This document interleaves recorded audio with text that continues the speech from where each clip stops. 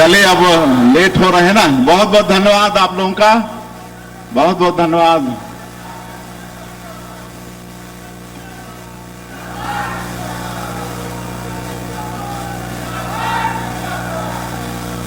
बोलिए भारत माता की, भारत माता की, छत्तीसगढ़ महतारी की, छत्तीसगढ़ महतारी की, मां महामाया की, मां महामाया की। आज बड़ा सौभाग्य का विषय है कि मां महामाया की पवित्र भूमि अंबिकापुर में 3 दिवसीय सरगुजा ओलंपिक का हम सब लोग शुभारंभ कर रहे हैं। और ऐसे अवसर पर मंच में विराजमान हैं जिनका हम सभी लोग उद्बोधन अभी सुने हैं।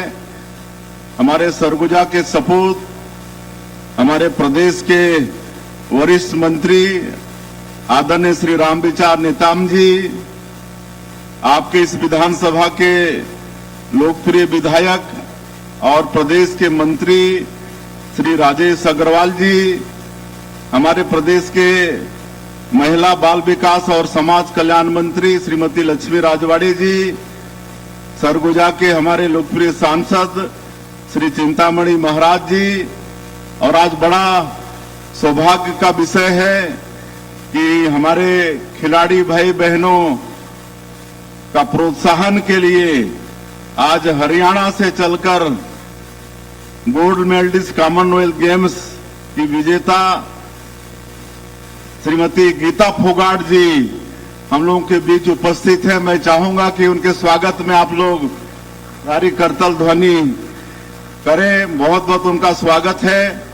हमारे लोंडरा के विधायक श्री प्रबोध मीन जी, सीतापुर के विधायक श्री राम कुमार टोपो जी, खेल एवं युवा आयोग के अध्यक्ष श्री विश्व विजय सिंह तोमर जी, अंबिकापुर की महापौर श्रीमती मंजूषा भगत जी, सरगुजा के जिला भाजपा के अध्यक्ष श्री भरत सिंह सिसोदिया जी, प्रदेश भाजपा के महामंत्री श्री अखिलेश सोनी जी, जिला पंचायत सरगुजा की अध्यक्ष श्रीमती निरूपा सिंह जी, वरिष्ठ भाजपा नेता मेजर अनिल सिंह जी, श्री रामलखन पैंकरा जी, ललन प्रताप सिंह जी, हमारे जिला सहकारी बैंक के अध्यक्ष श्री रामकिशोर सिंह जी, निगम के सभापति हरविंदर सिंह टिन्नी जी, देवनारायण यादव जी, मंच में विराजमान सभी हमारे महानुभावगण, हमारे सरगुजा हमारे सचिव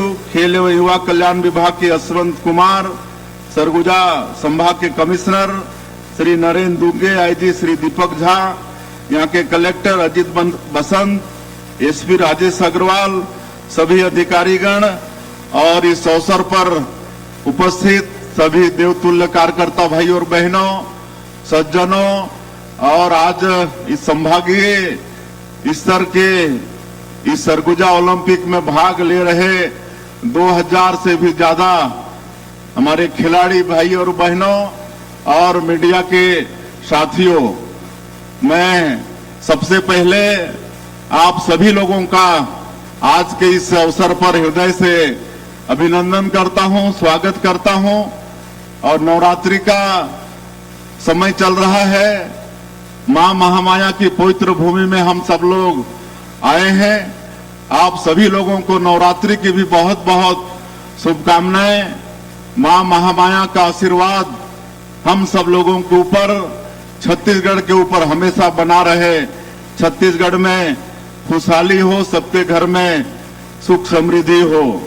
और जैसा आदरणीय रामविचार नेताम जी अपने उद्बोधन में बता रहे थे कि लगातार 2 साल से बस्तर में ओलंपिक हो रहा है और सरगुजा में नहीं हो रहा था, तो थोड़ा इधर के हमारे लोगों में थोड़ी सी उदासीनता थी और हम लोग तक ये बात पहुंची और हम लोगों ने निर्णय लिया सरकार ने निर्णय लिया। आज हमारे खेल मंत्री जो प्रदेश के डिप्टी सीएम हैं श्री अरुण साव जी यहाँ पर उपस्थित नहीं हो पाए हैं, शायद समापन में उपस्थित होंगे, विशेष काम से वो बाहर हैं।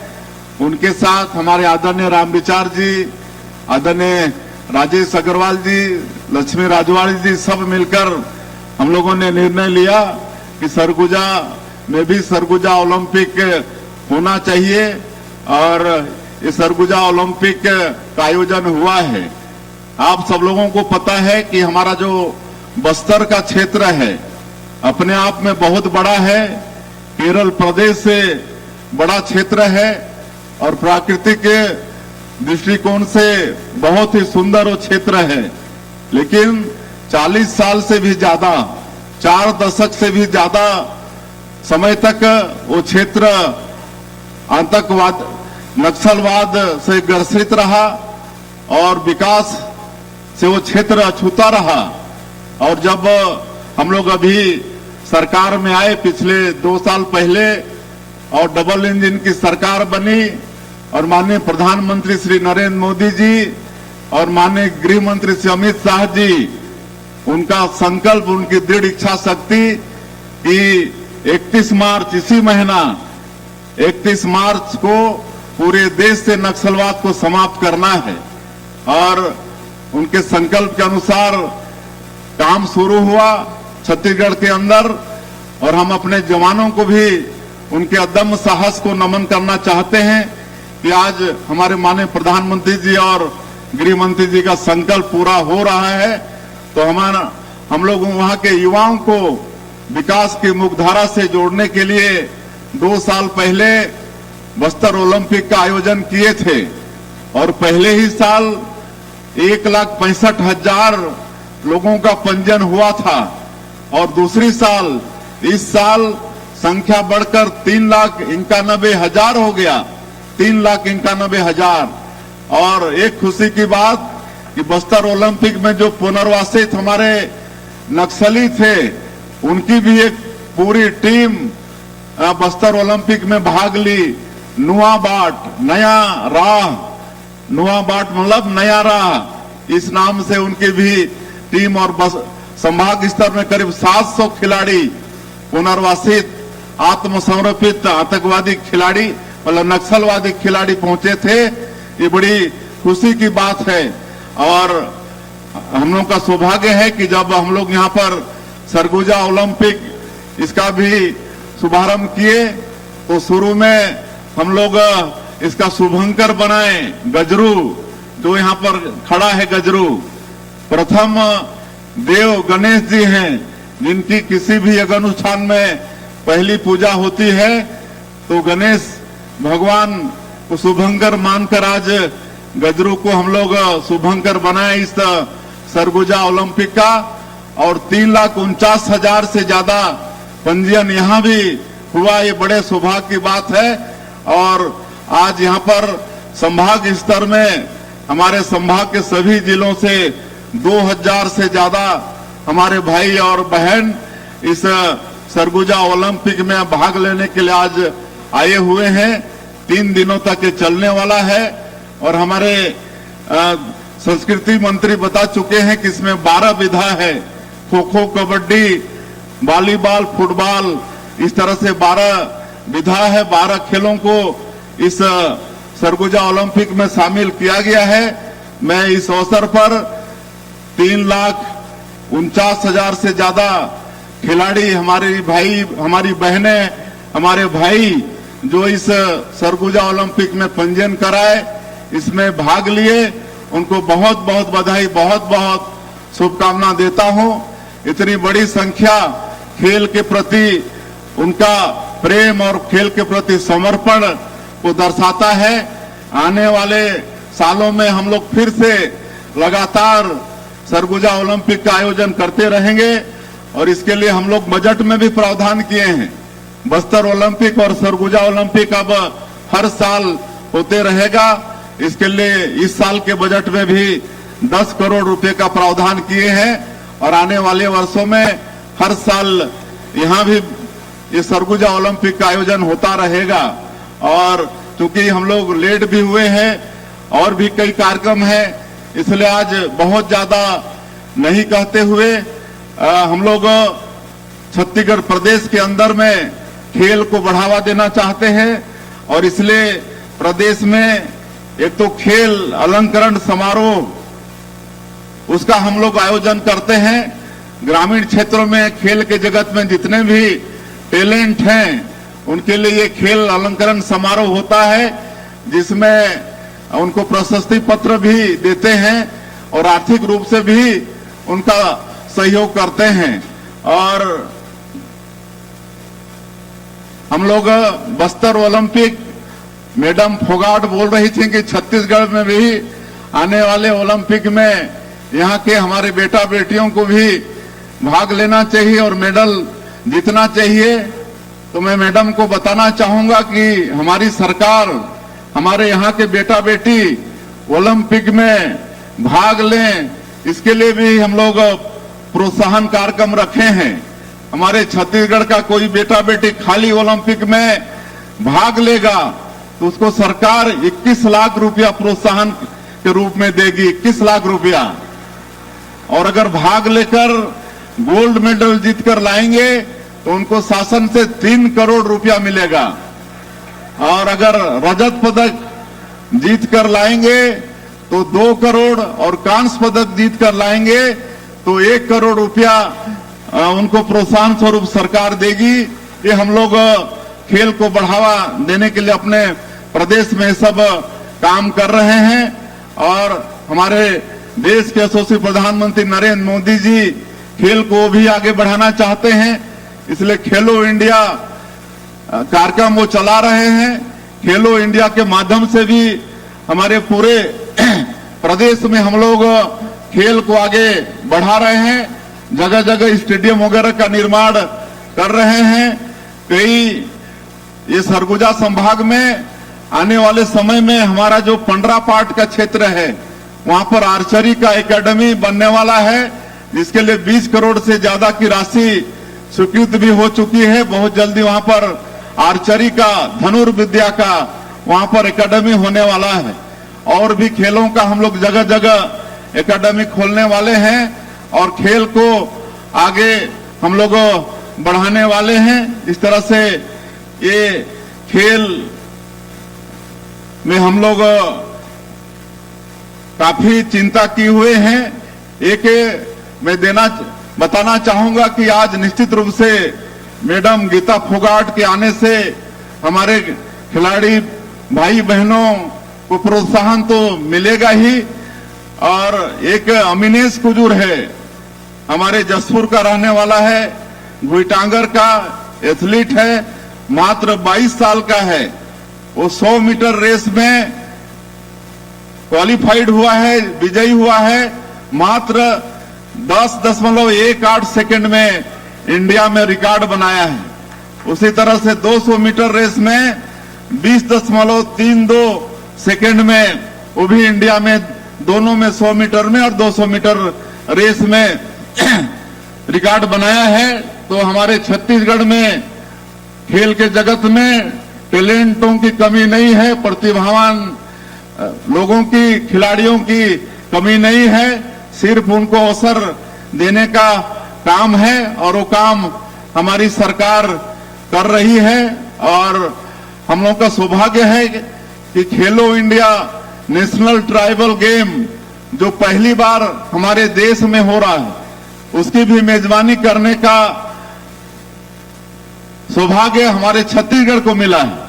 देश में पहली बार खेलो India tribal national tribal game का आयोजन हो रहा है और वो हमारे छत्तीसगढ़ में होगा। आने वाले 25 मार्च को इसका शुभारंभ होगा। हमारे देश के केंद्रीय खेल मंत्री आदरणीय मनसुख मांडविया जी वो इसका शुभारंभ करेंगे। और मैं सरगुजा वालों को बताना चाहूंगा कि कुछ खेल यहाँ भी होगा। सरगुजा की धरती में भी नेशनल ट्राइबल गेम का कुछ खेल यहाँ भी होने वाला है। ये सौभाग्य का विषय है और मैं धन्यवाद देना चाहूंगा हमारे एससी मोर्चा के, युवा मोर्चा के कार्यकर्ताओं का। वो धन्यवाद दे रहे थे हमारे कल परसों जो नवरात्रि का हिंदू नववर्ष का पहला दिन था, उस दिन बहुत बड़ा विधेयक हमारे छत्तीसगढ़ के विधानसभा में पास हुआ है। धर्म स्वातंत्र बिल पास हुआ है और अब जो छल कपट से, ठग के प्रलोभन से धर्मांतरण करने वालों का खैर नहीं है। अब धर्मांतरण कराने वाले और जो धर्मांतरित होगा, दोनों को प्राधिकृत अधिकारी के यहाँ सूचना देनी होगी और वो 1 महीना में जांच करेंगे और किसी भी तरह का उसमें लोभ प्रलोभ ये सब नहीं होगा, तब उनको अनुमति मिलेगी। और अगर बिना अनुमति के अवैध धर्मांतरण होगा तो बहुत बड़ी उसमें सजा है, 10 लाख से लेकर 30 लाख की सजा और 1-1 करोड़ तक का उसमें जुर्माना है। तो इस तरह से बहुत सख्त कानून छत्तीसगढ़ का विधानसभा पास किया है। उसी तरह से कल 2 और विधेयक पास किए हैं। एक तो परीक्षा वगैरह में और बड़े बड़े प्रतियोगी परीक्षा में भी पिछले समय भारी घपला हुआ, घोटाला हुआ, इतना तक कि पीएससी जैसी संस्था में भी घोटाला हुआ। लेकिन आज 2 साल से हम लोग देख रहे हैं कि हमारे किसान के बच्चे डिप्टी कलेक्टर, डीएसपी बनकर अपने माता पिता के साथ आते हैं धन्यवाद देने, उनके चेहरों में जो खुशी होती है। लेकिन पिछली सरकार में किस तरह से उसमें घपला हुआ, जिसकी इंक्वायरी सीबीआई कर रही है और दोषीदार आज जेल के शिक्षकों के अंदर में है। इसलिए अब ऐसा कानून, एक सख्त कानून लगाए हैं, बनाए हैं, विधेयक पास किए हैं कि अब इस तरह का अगर कोई गलती होगा तो सख्त से सख्त उसमें सजा है। और उसी तरह से अब जैसे भर्तियों में बहुत विलंब होता है, इसलिए भर्ती प्रक्रिया को भी सरल करके उसके लिए भी एक छत्तीसगढ़ कर्मचारी चयन मंडल का गठन कर रहे हैं, जिसके तहत अब जल्दी जल्दी भर्तियां भी होगी और हमारे बेटा बेटियों को हर विभाग के लिए सेम पोस्ट के लिए अलग अलग परीक्षा देना नहीं होगा।